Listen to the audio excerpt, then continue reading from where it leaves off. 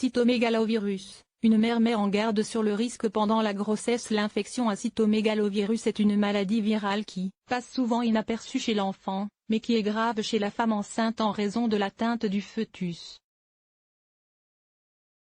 C'est pourquoi il est important de connaître les règles de prévention pendant la grossesse. Mais la mère d'une petite fille de 3 ans, polyhandicapée à la suite de cette infection, dénonce dans une lettre ouverte le peu de sensibilisation sur le sujet.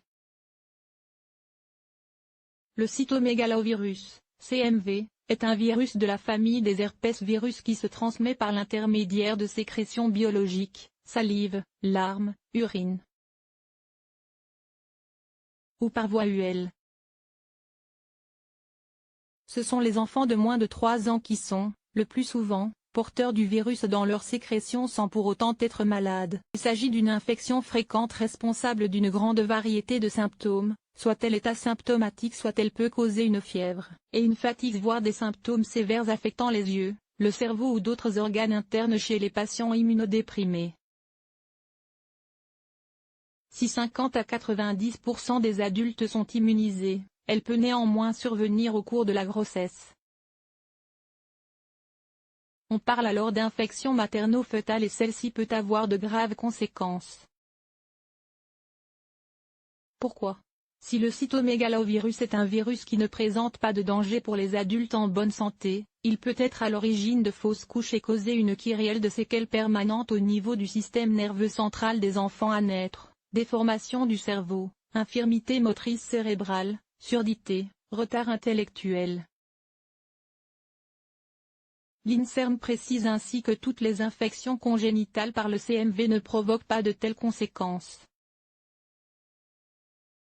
Mais en dehors du stade de grossesse auquel survient l'infection, on ne dispose pas de facteurs permettant de prévoir la nature et la sévérité des séquelles. C'est un virus dont personne ne parle récemment. Une mère d'une fille de 3 ans prénommée Pia a souhaité prendre la parole sur les réseaux sociaux pour raconter son expérience, celle d'avoir transmis ce virus à sa fille durant la grossesse. Et ce parce qu'elle n'a pas été informée sur ce risque et sur les moyens de prévention, une situation qu'elle souhaite dénoncer dans une lettre ouverte. Elle y écrit avoir découvert le polyhandicap de Pia à ses 3 mois, elle est sourde, épileptique et atteinte d'une rare malformation du cerveau à l'origine de retards psychomoteurs. Selon l'assurance maladie, le risque de séquelles chez le bébé est d'autant plus important que la primo-infection maternelle survient tôt lors de la grossesse. Lorsqu'une femme enceinte contracte le virus pour la première fois, le risque de transmission au fœtus est de 30 à 40% et celui d'infection grave de l'enfant de 10 à 15%. Encore faut-il connaître son existence.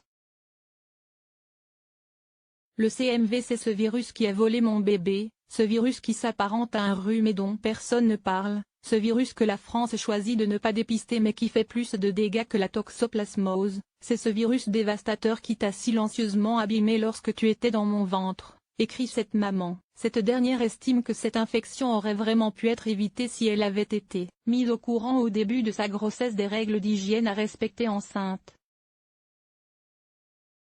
Pourquoi le dépistage en France n'est pas systématique? La prévention repose donc sur des gestes indispensables si la future maman n'est pas immunisée.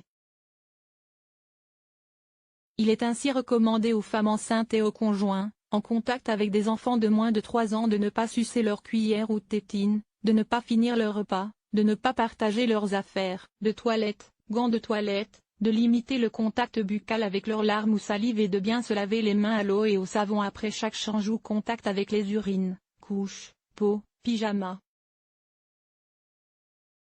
Depuis 3 ans je suis en colère, contre ces 3 petites lettres qui ont fait de toi une enfant différente, une enfant particulière, une enfant à jamais marquée par cette triste vérité, ajoute-t-elle. En ce qui concerne le dépistage du CMV au cours de la grossesse, le Collège national des gynécologues et obstétriciens français affirme qu'il n'existe actuellement pas, en France, d'indication à faire un dépistage systématique du CMV en population générale.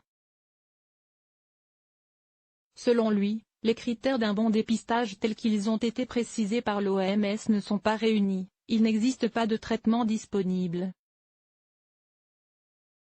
L'interruption de grossesse peut être acceptée pour les formes présentant des atteintes sévères mais elle ne peut être préconisée dans toutes les situations. Les résultats d'une sérologie à CMV peuvent être d'interprétation difficile et enfin le coût socio-économique est en défaveur du dépistage. Celui-ci se prononce en revanche pour diffuser au maximum les règles de prévention dès le début de la grossesse et met à disposition sur son site internet un document développé avec l'Association pour les yeux d'Émilie. La mère de Pia invite quant à elle les internautes à partager cette publication, 15 000 fois actuellement, pour informer le plus de personnes possible. Pia, permets-moi de te faire une confidence que tu n'entendras pas, et que tu ne pourras peut-être jamais lire, ton destin, qui est devenu mon destin, ce destin est injuste. Et aujourd'hui je n'espère qu'une chose, que d'autres bébés ne soient pas atteints, et que d'autres mamans ne vivent pas mon quotidien, conclut-elle.